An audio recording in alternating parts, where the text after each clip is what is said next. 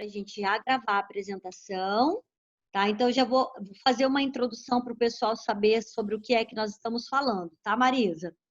Nós Tá, vamos ok. começar a apresentação de hoje. Marisa vai iniciar a apresentação falando sobre a política de rendas. Então, Marisa, você quer tentar colocar o seu material daí? Eu já deixei ele aqui também, se precisar, tá? Tá, vou tentar colocar ele por aqui. Isso, sabe o verdinho escrito Share Screen? Uhum, Isso, é só você entrar por ele que você vai conseguir, tá joia. tá? Pode tentar, a gente espera, não tem problema nenhum, tá bom?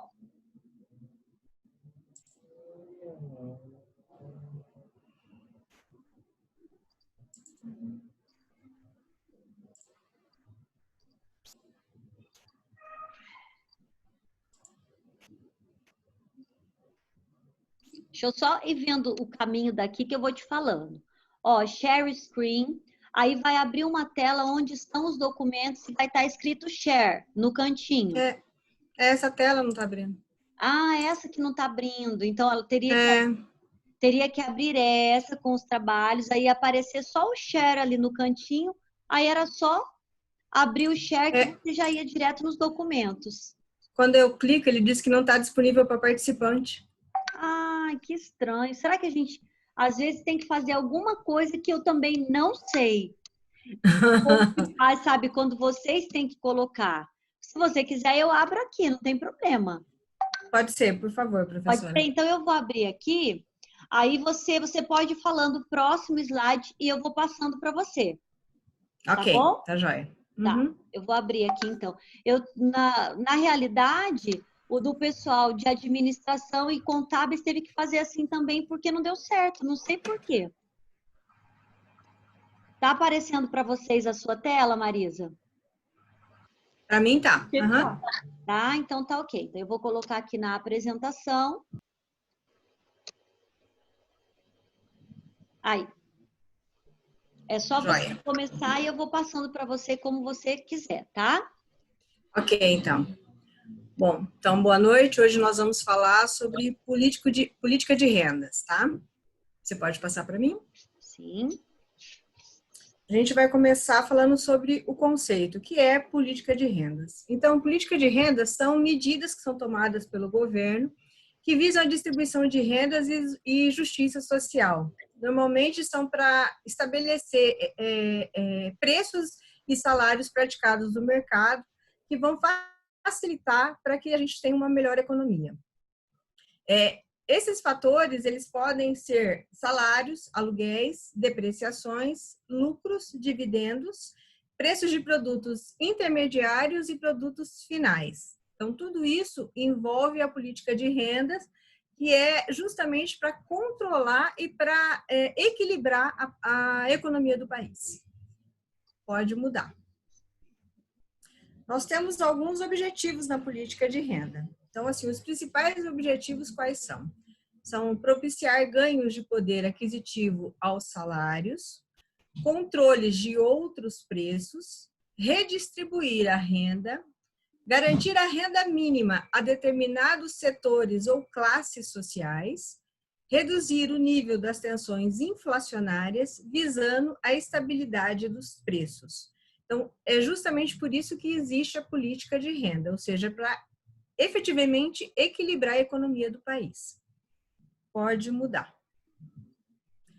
Alguns exemplos da política de renda no Brasil são a Bolsa Família, que existe até hoje, o salário mínimo, as regras de reajustes de salários, as regras de reajustes de aluguéis e o salário-desemprego, que a gente conhece como seguro-desemprego. Tá? Na verdade, é um salário que ajuda como um bônus para as pessoas que são demitidas. Pode mudar. Um dos exemplos que a gente pode citar hoje na nossa atualidade, que é referente ao momento que nós estamos passando de pandemia, é uma medida provisória que foi anunciada pelo presidente da República no dia 22 de março de 2020. Pode mudar. Então, essa medida, quando ela foi anunciada lá no dia 22, ela foi colocada da seguinte forma, que ela seria uma medida onde ela permitiria a suspensão dos contratos de trabalho por 4 meses, que seria o período mais ou menos estipulado para essa pandemia no início. Porém, durante esse período, os empregados eles não iriam receber salário. Em troca disso, eles receberiam um apoio das empresas que seriam através de cursos online para qualificação. Porém, claro, diante de uma medida absurda dessa, houve uma repercussão muito negativa. E aí o presidente teve que retroceder e fazer algumas mudanças para a aplicação dessa medida provisória. Pode mudar.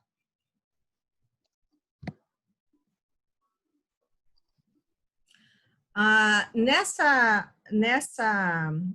notícia que foi lançada no dia 22, que foi na mesma data onde foi anunciada essa medida provisória, eles fizeram algumas comparações entre a medida provisória e a CLT atual, né? Aquela que a gente está hoje, que o país todo segue, né? Então, assim, a CLT, ela já prevê uma suspensão de trabalho.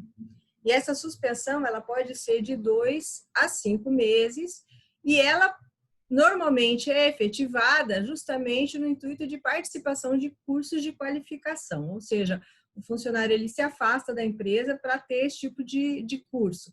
Porém, não existe obrigatoriedade nenhuma de ser mantido o salário dele durante esse período. Ela também prevê que ela existindo um afastamento,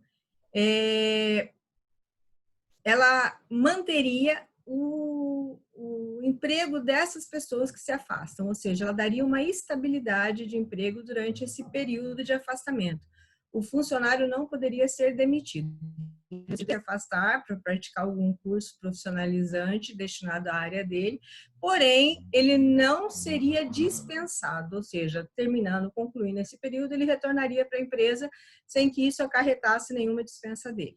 Isso já era previsto na CLT. Porém, na medida provisória, foi proposto basicamente a mesma coisa, ou seja, aquilo que nós já tínhamos em CLT. Pode mudar.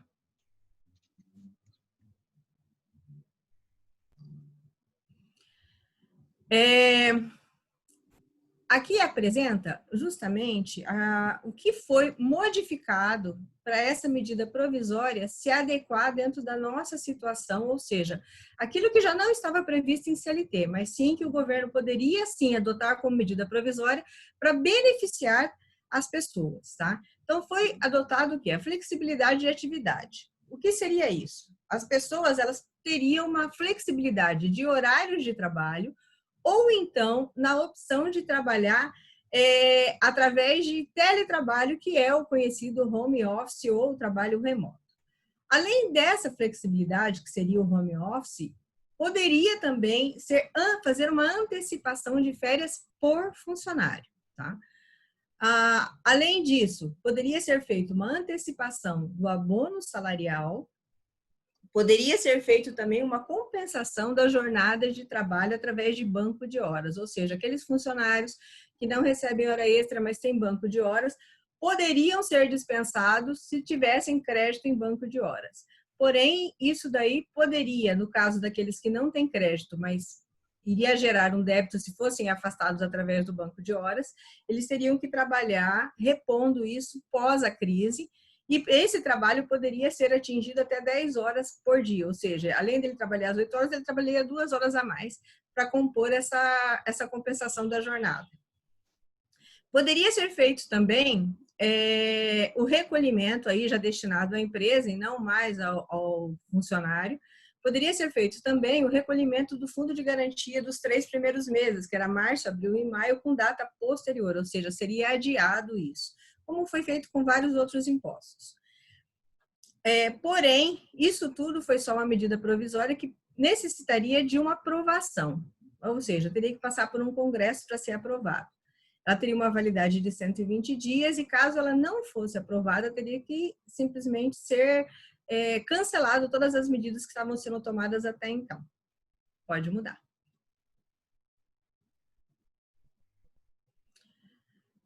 A medida provisória, depois que foi feita a mudança, ela então foi aprovada uma suspensão do contrato de trabalho, e essa suspensão ela poderia ter uma redução de até 50% na jornada do trabalho e de salário, ou seja, se a pessoa trabalha 8 horas por dia, ela poderia trabalhar apenas 4 horas por dia e o seu salário seria pago com 50% a menos. Então, essa medida, sim, foi uma medida provisória fora da CLT, porque a CLT já prevê 25% de redução. Ou seja, então, com a medida que o governo tomou devido à pandemia, poderia vir a ter 50% de redução, que obviamente ajudaria na política de renda do país, beneficiando não só a economia, mas também as empresas, ou seja, seria uma forma de auxiliar a empresa nesse momento, seria uma forma de compor com facilidade, ela ter um caixa para ela poder arcar com essa despesa. No caso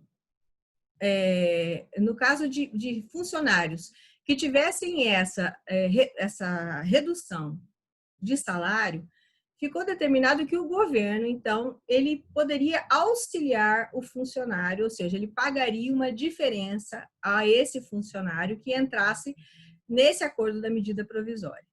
Porém, ele só iria arcar com até 2 salários mínimos, ou seja, a pessoa iria receber 50% do salário dela e se ela entrasse, de acordo com a medida provisória, se ela entrasse, ela teria ainda o reembolso de mais 2 salários mínimos que poderia compor o salário final dela, ou é o máximo que poderia ser atingido. Pode mudar.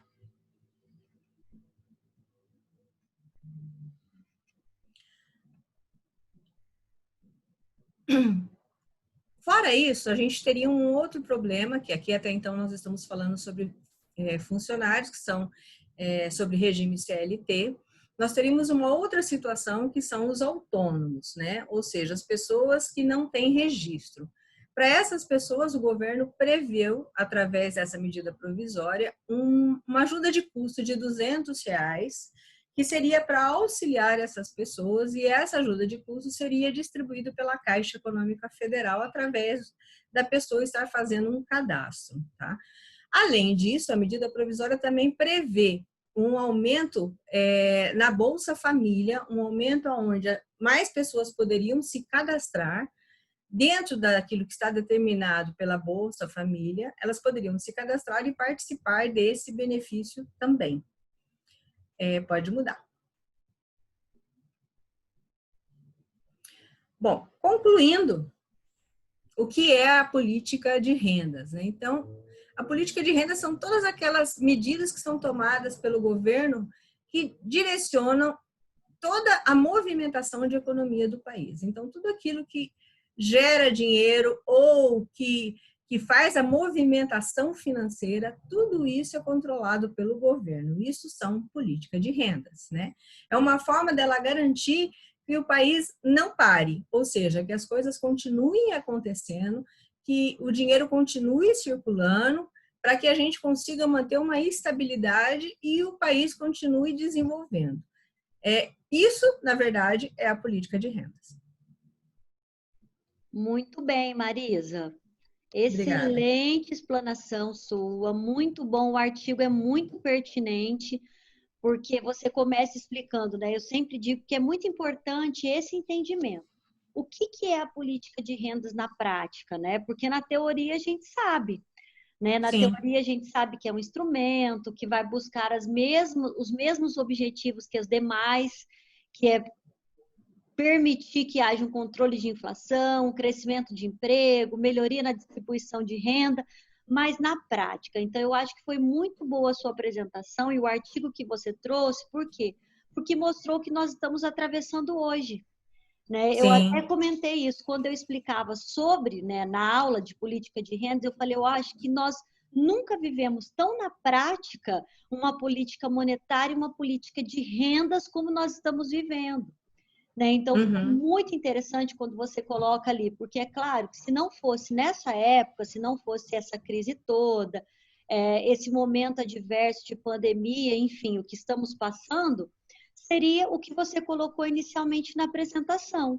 Então, é o salário mínimo, é a Bolsa Família, é o valor dos aluguéis. Só que nós vimos isso tudo transformar num milhão de coisas, né? Num milhão de processos.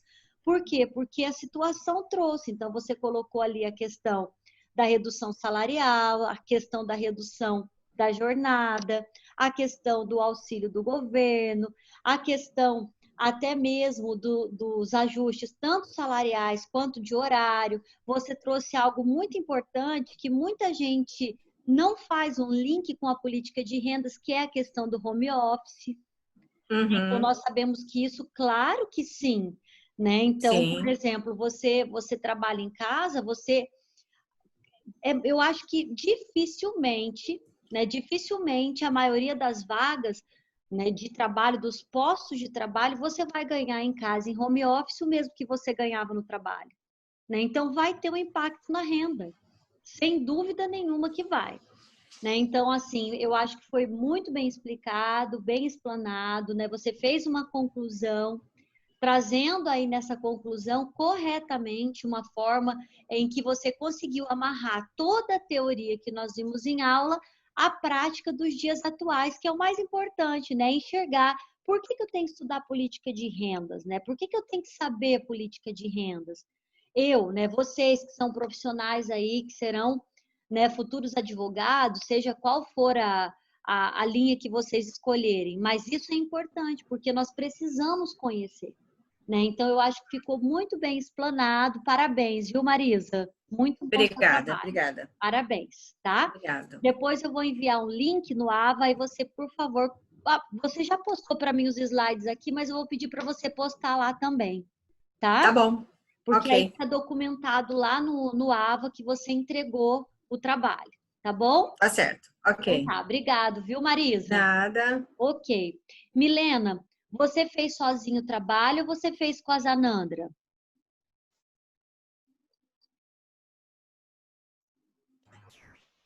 Estava muda. Não tem problema. Ah, então tá ok. Você fez a apresentação também? Fiz, eu mandei no seu e-mail agora. Ah, você mandou agora? Então eu vou pedir só um tempinho aí para vocês para eu buscar lá no meu e-mail, tá? A apresentação. Só um minutinho aí que nós já retornamos.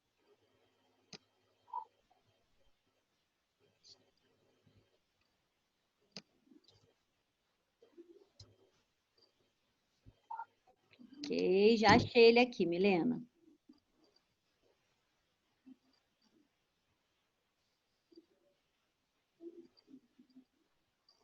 Gente, vai chegando a noite, eu acho que devido às aulas remotas do Brasil inteiro, vai travando a internet, né? Trava, fica lento, durante a tarde vai bem, mas vai chegando à noite, parece que vai travando.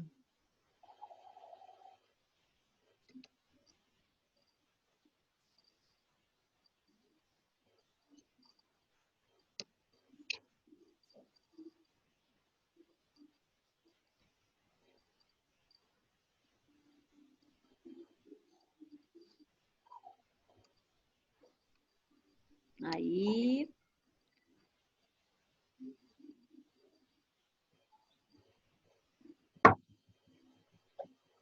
Aí.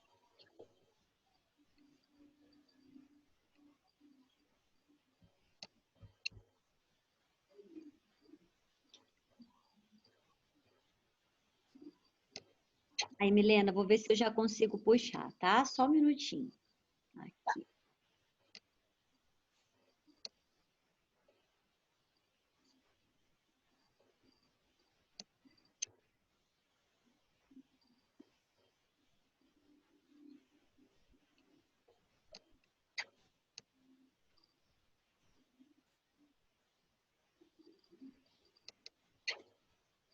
Certinho, Milena? Tá dando para ver aí? Tá, certinho. Beleza. Então, agora, né, nós vamos para o próximo trabalho, a próxima apresentação, que é o trabalho da Milena. E a Milena também está trabalhando o tema política de rendas. Então, pode começar, Milena, fica à vontade. Tá. Pode passar um slide.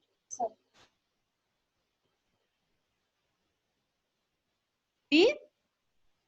Pode passar o slide. Ah, tá.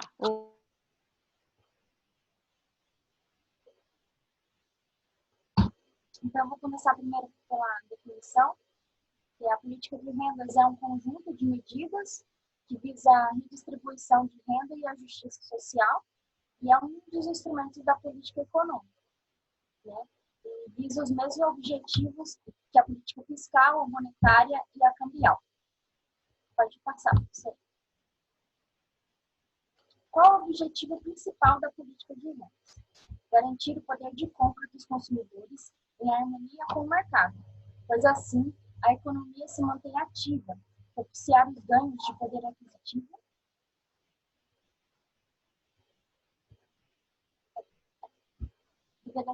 aos salários, Isso. controle de preços, redistribuir a renda, garantir a renda mínima a determinados setores ou classes sociais, reduzir o nível de tensões inflacionárias, visando a estabilidade dos preços. E como isso é feito? Por meio de instrumentos que interferem nos preços das mercadorias e dos salários do mercado. Pode passar, professor. Os instrumentos da política de rendas. Os mais comuns é fixar o preço do salário mínimo, exercer o controle sobre as depreciações, os lucros, dividendos, os preços dos produtos intermediários e finais, e as medidas que interferem diretamente no mercado, na concorrência, assim como a redistribuição de renda. Isso varia, né, conforme o cenário. E aqui a gente tem um exemplo de dois cenários, que é a inflação alta e a deflação. Na inflação alta, há necessidade que o governo diminua os gastos públicos e talvez aumente a carga tributária para inibir o consumo e controlar as taxas. E na deflação, é o contrário, que geralmente é causada pela crise na economia e na desvalorização das commodities. Então, para ocasionar a distribuição de renda e o crescimento de empregos, deve-se realocar os recursos para dar condição para que a economia volte a crescer. Pode passar. E como a pandemia do Covid-19 afetou a nossa economia? No nosso atual cenário no Brasil, mostrou uma variação entre o primeiro período e o segundo período da quarentena, né? Em fevereiro, a gente observou uma alta na taxa de inflação, né, no preço de alguns produtos, pela procura excessiva de suplementos, principalmente alimentícios e de higiene. E logo ao mês seguinte, março, a gente começou o declínio nos preços, pelo fechamento do comércio, pela baixa nas vendas, né, o que já resultou em desemprego, fechamento das micro e pequenas empresas, principalmente, assim como houve a baixa nos preços, porém não houve demanda. E tudo isso influenciou já na diminuição do nosso PIB. Pode passar, professor.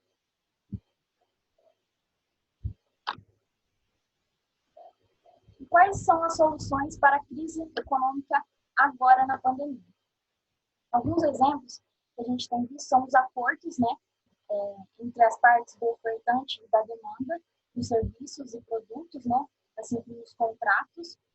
Os bancos têm prorrogado os prazos, o valor das parcelas, para que os clientes continuem tendo condições de pagar. Empresas optaram por férias coletivas, pelo home office, pelo delivery, para que se mantenham trabalhando neste período. Pode passar, professor.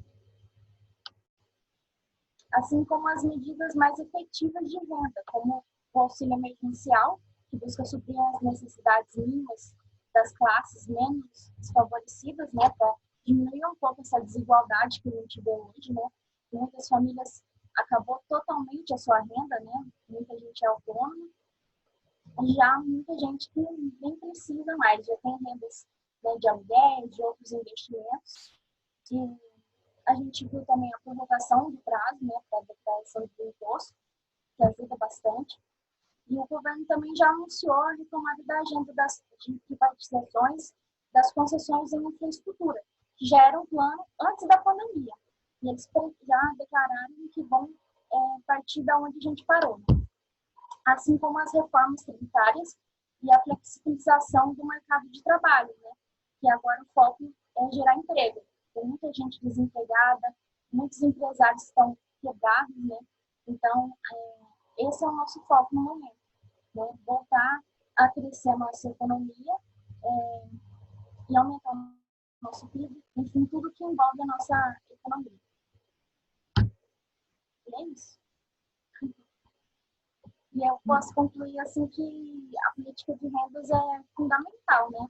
Principalmente nesse momento de crise, a gente vê que se não tiver uma interferência do governo, né, em próprias medidas. Acho que deu uma travada, Milena. Bom, enquanto você destrava aí, Milena, depois você vai ver que vai ficar gravado aqui para você ouvir. Mas a ideia do seu trabalho também ficou muito legal, muito interessante, e eu gostei da parte que você dividiu os cenários ali. Quando você coloca no Brasil um cenário de inflação e de deflação, isso é muito importante quando nós estamos falando também de política de rendas. Por quê? Porque normalmente, né, quando nós iniciamos o estudo dessa disciplina, que nós passamos a falar sobre por que os objetivos de política econômica no Brasil são esses, né? Então, entre eles, nós temos o controle de preços, que é a inflação, porque eu sempre disse que o Brasil é um país culturalmente inflacionário, então um dos objetivos é esse. Mas agora nós estamos num cenário, como eu disse para a Marisa, no trabalho dela, e ela trouxe isso também de uma forma bem clara ali, nós estamos num cenário completamente atípico do que nós vivemos no nosso dia a dia no Brasil, né? Então, nós temos que ter a ideia de cenário.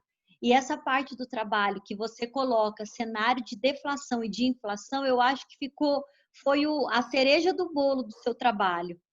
Porque você traz e aí você faz uma diferença entre o que seria uma política de rendas num processo de inflação, que é o que seria normal no Brasil. E aí você fala sobre o que está sendo a política de rendas no Brasil hoje, num cenário de deflação. Mas nós sabemos que isso parte de uma parte da nossa economia apenas, né? Então você até coloca ali que houve aí uma série de mudanças mesmo na economia, né? Uma delas que foi a questão do imposto de renda, e aí a gente fala de deflação, mas nós falamos de uma outra parte da economia que é a inflação, né? Então, se você pegar os produtos alimentícios, por exemplo, nós temos uma série de produtos que mostram ainda a inflação no Brasil.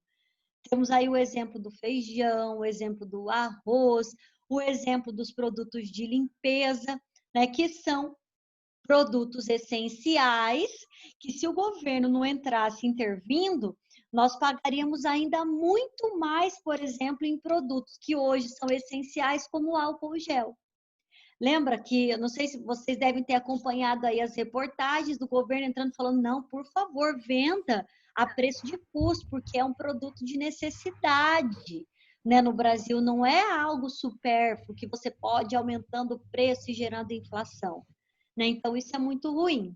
Milena, caiu aí, você voltou, depois você vai ver que ficou gravado lá, mas eu disse que a cereja do bolo do seu trabalho foi o slide que você tratou de deflação e inflação.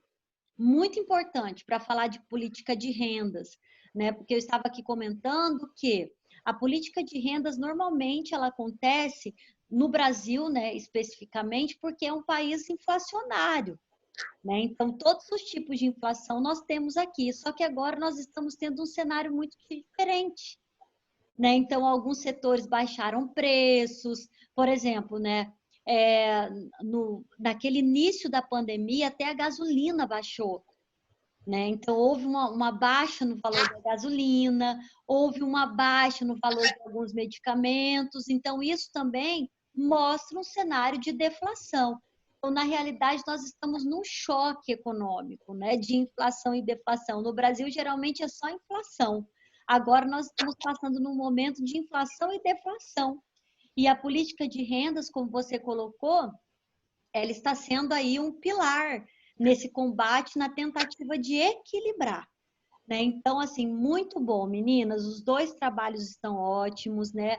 A Maris, eu ia falar Maris, A Marisa trouxe assim todo um artigo, todo provado dentro, né, de juridicamente do que veio acontecendo. Você trouxe a realidade do que os brasileiros estão passando. Então, assim, dava para fazer um artigo com o que vocês trouxeram. O que a Marisa trouxe, o que você trouxe, a gente fazia um artigo tranquilamente. Muito bom, meninas, tá? Eu vou encerrar agora, porque já está mesmo encerrando o tempo. Na próxima aula, ficou ainda a política cambial, então eu vou deixar agendado com o pessoal a política cambial para a próxima aula, e nós fazemos aí a apresentação e deixamos uns 20 minutinhos da aula para fazer a revisão para a prova, que é na próxima semana. No mais, muito obrigada pela apresentação de vocês, um grande abraço, se cuidem, fiquem com Deus, parabéns pelo trabalho e até a próxima. Obrigada, boa noite. Boa noite, tchau, tchau.